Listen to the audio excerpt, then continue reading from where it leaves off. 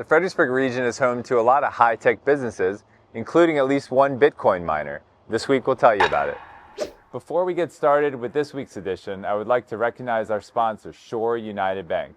Shore United is there to help guide your financial journey. Wherever you wish to be, Shore will be by your side every step of the way.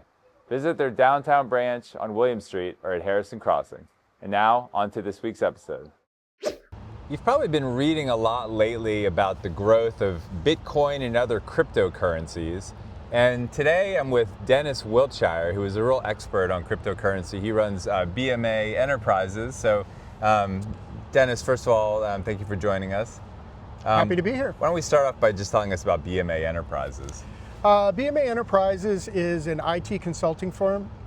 We've been in the area for over 20 years, but recently, in the past few years, we've actually started our own crypto division. So that's where we come to today. And you do consulting work for, you run your own cryptocurrency operation, mining operation, you do consulting work for others. Is that right? Yes. People have reached out to us to help them, either set up or maximize the profitability of their existing mining farms. Tell us about what's going on in here right now. So in our current location, this particular location, we are primarily mining Bitcoin and Caspa. There are various types of mining infrastructures, and we're actually handling all three here. We have an immersion setup, we have a hydro setup, and we have an air-cooled setup. So people hear the word mining and they think of, maybe coal mining, or but this is very different. How do you mine for a Bitcoin? Bitcoin mining is really solving a mathematical problem. And once that problem is solved, then that information is written to the blockchain. And the blockchain is basically a public ledger. Think of your bank account, for example, and all of the transactions there.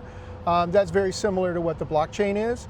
It's just that everything on the blockchain is publicly available. The thing is, no one knows your bank account. So if you told somebody your bank account number, then they could see every transaction that went on in the blockchain. And this facility is running 24/7, and you pool with other miners, right, to land on blockchains? Yes. Today it is virtually impossible to be a solo miner, where you are just sitting your one machine and trying to hit that one block. So what everyone does is they mine to a mining pool where you're adding all of your mining hash rate, the horsepower, if you will, to the mining pool, and that allows us to get paid out in a consistent manner, because whatever the entire pool mines that day, that amount of blockchain activity is then distributed to each of the miners based upon the amount of work that they've provided to the pool. What are the physical needs, physical infrastructure that you need to set up a mining operation like this? So key is obviously power. That's the number one issue. So you have to have a very good power rate, you have to have a very reliable, and in many cases a lot of power depending upon how large your facility is. You also want to make certain that you have current mining hardware. Mining hardware is going through constant changes, so as a miner you're constantly having to take a look at the latest and greatest and replacing your equipment. And have you started to get more calls about this lately? As it's in the news all the time. Bitcoin just went over $100,000. So there seems to be a lot more interest in Bitcoin now. Yes. We've had, as an industry, some issues with the SEC and regulation by legislation and some things of that nature that they have tried to put roadblocks up. And with the new administration coming in, we are seeing that is actually changing 100%.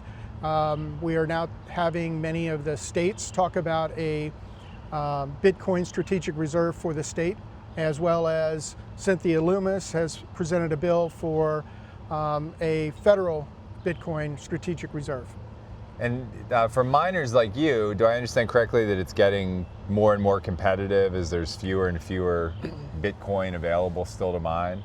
Well, the difficulty really comes into how many large players are coming into the space. So Bitcoin is structured to create one block every 10 minutes, and the more and more miners that come on and start processing, the higher the difficulty, or the harder it is for your miner to perform that calculation. And that way it can maintain that one block per 10 minute ratio that is designed in the system. You've got a sophisticated setup in here. I understand that you can have a home-based mining operation. It's just that your odds are not very good that you're going to hit on a blockchain. Is that right? Yeah, it's kind of difficult. Even if you're mining at home, the recommendation is you still mine to a mining pool. It's just that you're going to have one miner versus maybe we have 10. So when that block gets paid out, you'll get a very small percentage of that reward, whereas we'll get 10 times that. So Dennis, you're an IT guy. You understand all the computer equipment that's going on in here. How can just sort of Joe Schmo investor invest in Bitcoin? Well, historically, it's been a little bit of a challenge. You did need to understand how to have a crypto wallet and use exchanges to buy and sell crypto. But as of January of 2024, traditional finance, TradFi, Wall Street, etc., you now have 9 different Bitcoin ETFs. So it's as easy as buying a stock through any of your normal exchanges. So Fidelity, iBit, BlackRock, these are the different ones that are out there that you can simply buy shares, if you will, of an ETF, and you can be in Bitcoin. I was fortunate to get into this as soon as it was released in early January of this year, and as of today, so far less than a year later, I'm up over 126% in that particular return, which I can tell you my traditional IRA is by no means that high. Do you anticipate that prices will continue to go up over time with Bitcoin? So historically that has been the case. It is not for the faint of heart. You can have massive pullbacks, but if you're looking at a long-term projection, historically anyone that has been in the space and held for 4 years has always been in a positive to date. Well, Dennis, I really appreciate you taking the time to talk to us today. It's neat to know that Bitcoin mining is going on right here in Fredericksburg. So I appreciate your expertise and telling our viewers a little bit about how this all works. I appreciate the opportunity. Yeah. Thank you. Okay. All right. So that's going to do it for this week's edition. Appreciate you watching. Be sure to subscribe to our newsletter at fredericksburgfreepress.com, and also subscribe and like to our YouTube page. We'll keep you up to date on all the great things happening in our community. Before we sign off for the week, I would like to again recognize our sponsor, Shore United Bank.